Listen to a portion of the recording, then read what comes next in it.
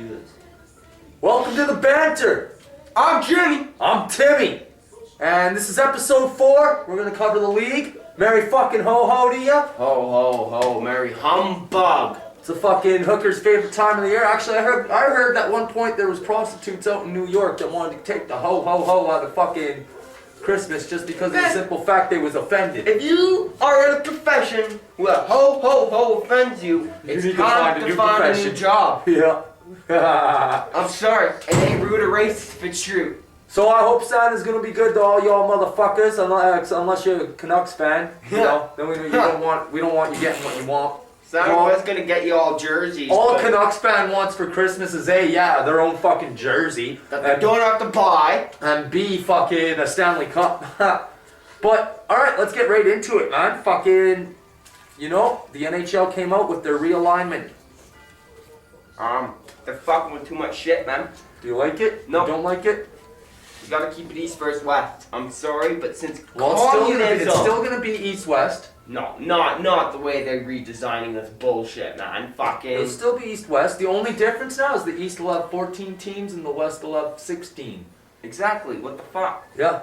Oh no, I totally think that They're Detroit should have straight fucking up, gone to the They're East. Jewing Canadians out of playoff chances. Yeah. It's straight up. They're putting us all in the same fucking division, save Toronto, fucking goofball. Yeah, the only way a Canadian team, all fucking 7 Canadian teams are gonna make the playoffs is if all of them fucking squeak in. Yeah. In this top 4 fucking each division fucking format that they're going. And if you haven't heard the NHL's new schedule process or the new way they're gonna fucking do it, there's gonna be 8 teams in one division, 7 teams in the next. That's your conference. Then you got fucking 8 teams in one division, 7 teams in the next. That's your other conference, okay? Now, the top 4 teams on each division are gonna fucking make it to the playoffs. Doesn't matter if, say, Colorado, Minnesota, and Detroit all have fucking 90 plus points, but over on the other side, or your Columbus, Detroit, and fucking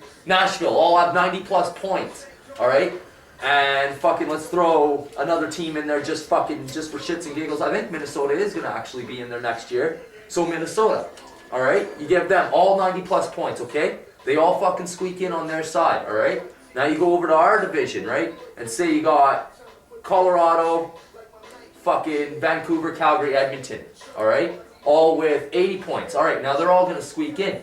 Now let's say that fucking one more team over in that fucking other division there with Detroit and all them, they also have 90 points. Yeah. Or 89 points. They're not gonna make the fucking playoffs because all the teams with 80 points have to get in before the team with 89 They're not points. making. The Stanley Cup will no longer define the best of the league. It will define the best of the divisions. That's what I don't like about it.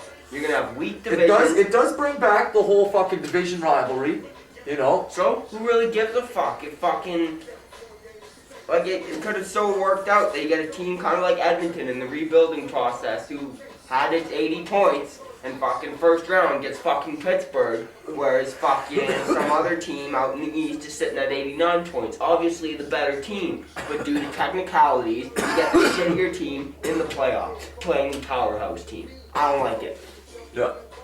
Well, Tanguay had an interesting little idea there. Is you take the number 1 team from each conference and you let them decide who they want to play. Out of the 7 teams below them, you let them decide who they want to play. Everybody else goes a bit according to the standings, right? So say they fucking want to play the number 6 team. Well, then number 2 is going to play 8, number 3 is going to play 7, number 4 is going to play 5 still, right? That's the way that, and they said that way, when it comes down to it, how's the team going to decide who they want to play? Do they want to play someone that's close to them so the travel is less? Do they want to play somebody that they've been successful against for fucking umpteen times during fucking umpteen seasons? Do they want to play that team that they don't face very I much? like it. Tangay's idea, I do. I think it would create some more fucking drama. Yeah. Teams like, oh yeah, I want to take on fucking Edmonton because they squeaked in with fucking 80 points. Yeah. Look in the recent years, how many 8th and 7th place teams have been the upsets in the first round. Yep. And that's what I'm saying, right? I don't know. Next year's realignment, like I said, the only thing I don't like about it is that they're not sending anybody out east. I think Detroit really should have been sent out east. They've waited long enough. They I would have do, but fucking I owned think it the league sees it as they're going to be way too much of a powerhouse. out east. They're just going to walk away with every single game if they're playing 60-some games against the East when they've been playing 60-some games against the West for the last 10 years. Yeah. It all comes down to Eastern Conference hockey versus Western Conference hockey, and it's two different types. They both get the job done. Detroit would just walk over them. They just step on Look all at of them. Their purely. fucking Swedish look at their elite style of playoff- hockey is exactly what the East plays. So they've been playing that hockey with a little grit involved since the fucking beginning, anyways. Yeah, and look at their playoff record. Okay, but fine. They could have sent fucking Columbus out east. They should have sent somebody out to the Eastern Conference. They should have. There's no fucking excuse for a 30-team league to have an uneven fucking conference. There's no excuse for it. No, that's fucking bullshit. That's just laziness. That's letting the teams and the players dictate how you're gonna run your league. Come on now.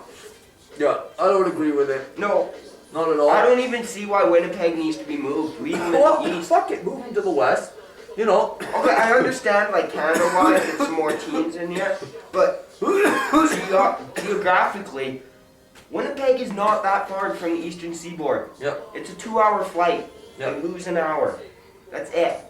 Well, Why they're pretty are- much right in the middle, right? They're pretty much right in the fucking middle. If there was a Yeah, but Midwest they're a of lot Canada- closer to the Eastern Seaboard than Calgary is. Oh yeah, for A sure. ton closer. But also, if you look at them geographically, they're probably the same distance, if not closer to Calgary than the Eastern Seaboard, right? Being Quebec's fucking coastline, right? Fair enough, but there's no teams that far out. No. The New York City is the next team. Yeah. Closest probably being Toronto or Ottawa. Actually, no, I stand corrected. Minnesota would be the closest Would be team. the closest team. Would be the Yeah. closest team to Winnipeg. Most definitely.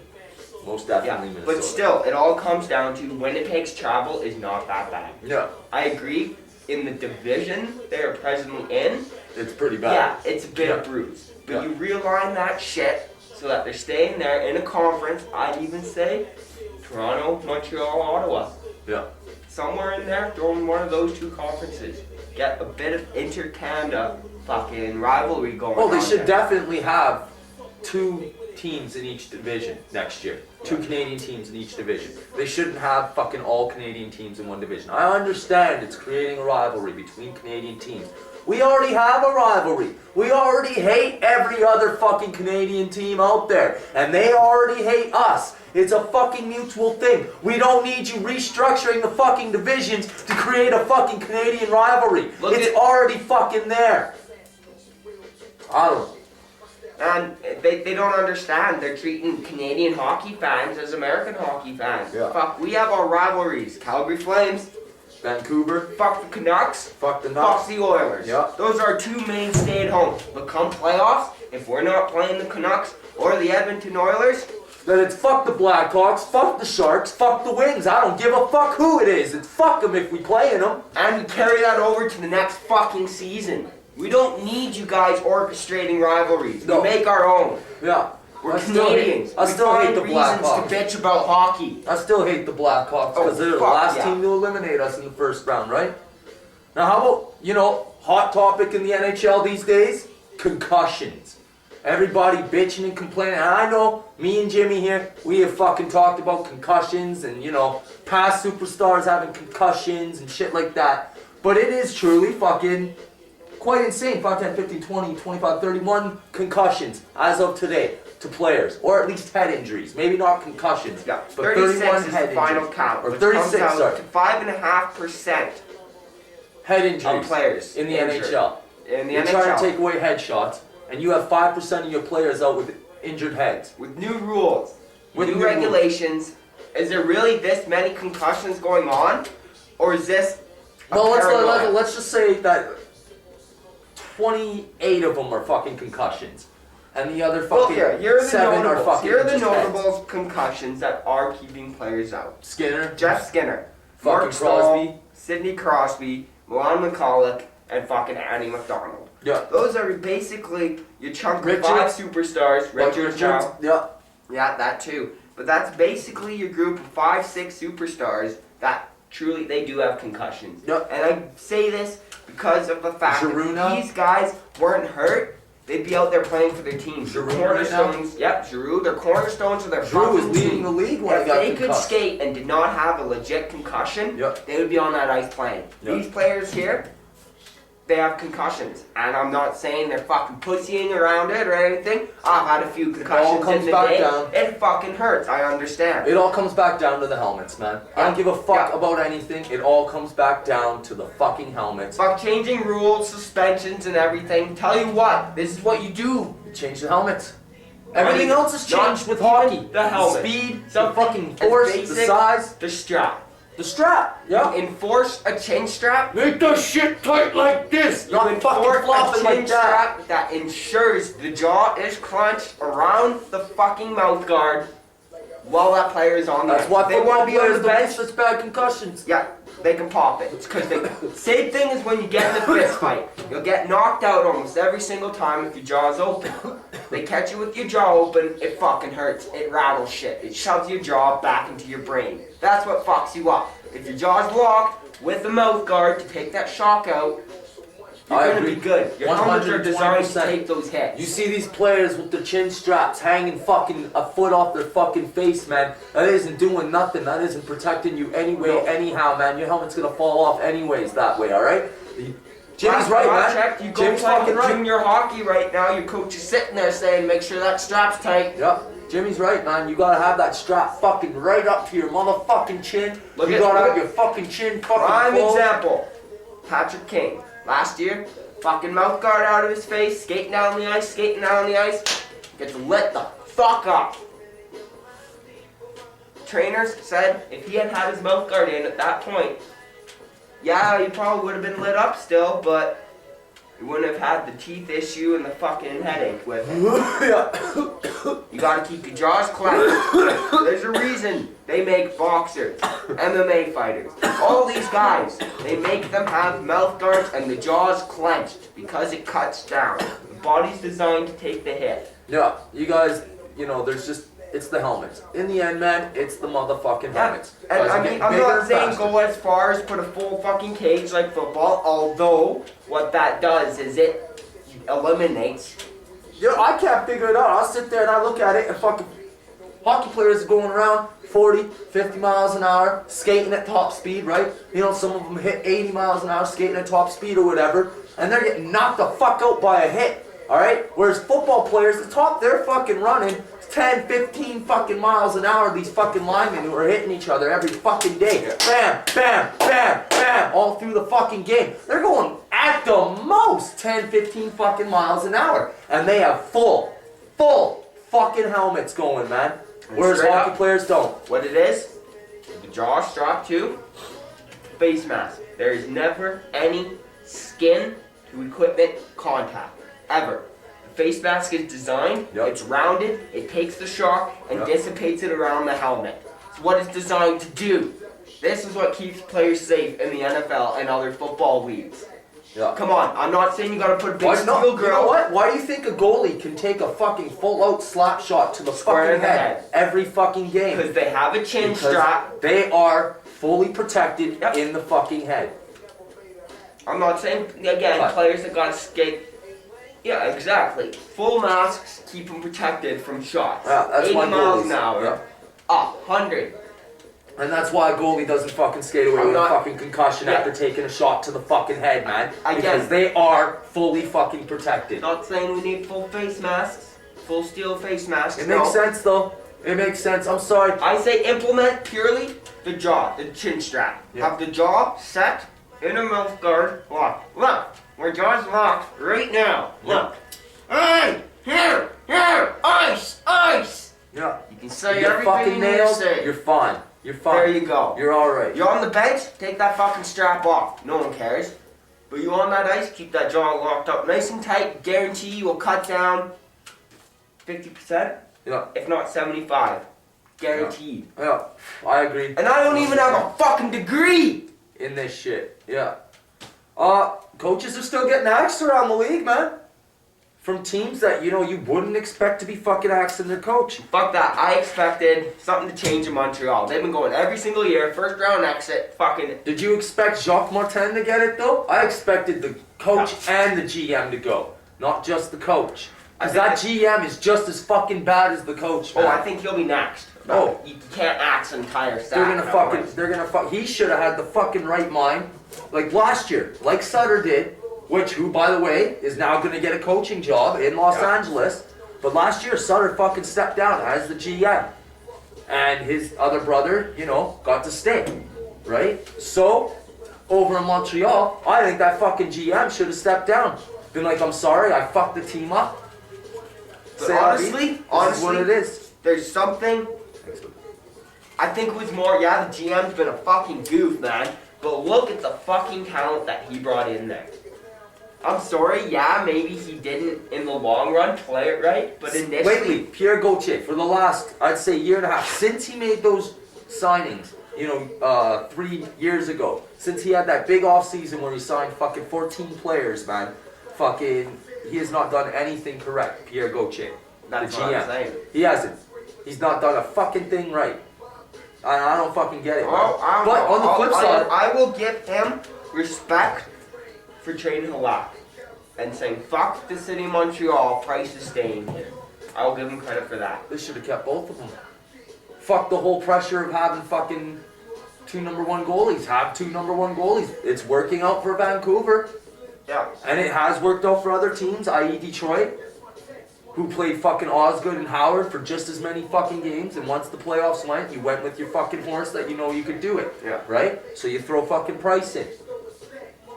Or you throw Halak in. Whoever gives you fucking success in the playoffs. Halak. While Right? we're on this subject, goaltending within this league. Surprises? I don't know. Goalies are all... There's so many goalies that could be a flash in the pan. You know what I mean? They come out, they're really fucking good, right? Do you think we're seeing Hillary? Peke Rinne. I think Peke Rinne is one of the biggest surprises to me, personally. I don't know if Nashville's even in a fucking playoff spot or I not. believe they're the 11th. Okay. So, there you go. And fucking... But Peke Rinne, to me, man, seems to be one of the most consistent fucking goalies night in and night out. You know, besides Mika. I'm sorry, I think Mika has been absolutely outstanding this year for the Flames. I think he has been their fucking MVP night in, night out that he has played. So I'll have to add one more goalie to this group, Nicholas Backstrom. Backstrom. But again, like I said, You look at the Backstrom players, has been solid for a few years now, right? not this solid though. Maybe not this solid. They're not You look at scoring where a ton of Minnesota's goals. at. Yeah, you look at where Minnesota's at. They're not Second. scoring a ton of goals. Fucking Backstrom's, Closing the door. yeah. Yeah, that is true. That is true. But, you know, When have you seen a Minnesota game where they won like 8-4 or anything this year?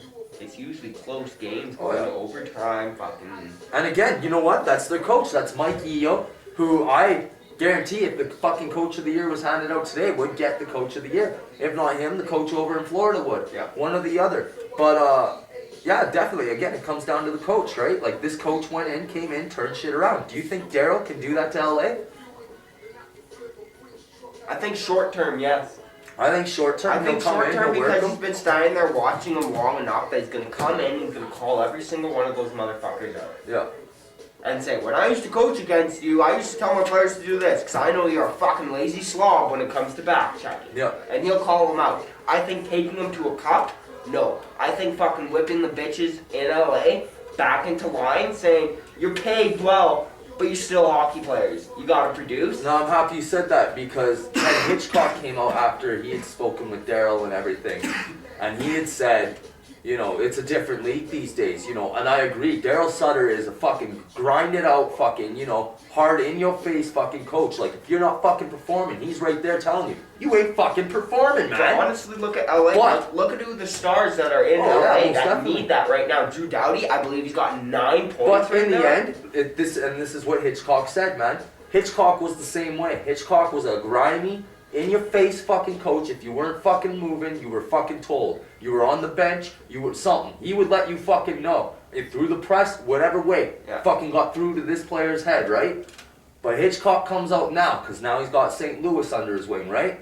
and he comes out and he says, you know what? It's a different league these days. These boys, you got to come at them a little more gentle than, back in the day. I understand where Hitchcock's coming from, but Hitchcock... Players are harder on themselves now. They're reviewing video 24/7. Fuck it, I don't even care. It all has to do with the age of the team. Hitchcock is a very young team in St. Louis. Yep. D'Agostini, all these guys, right? Halak, like, these are young guys he's got.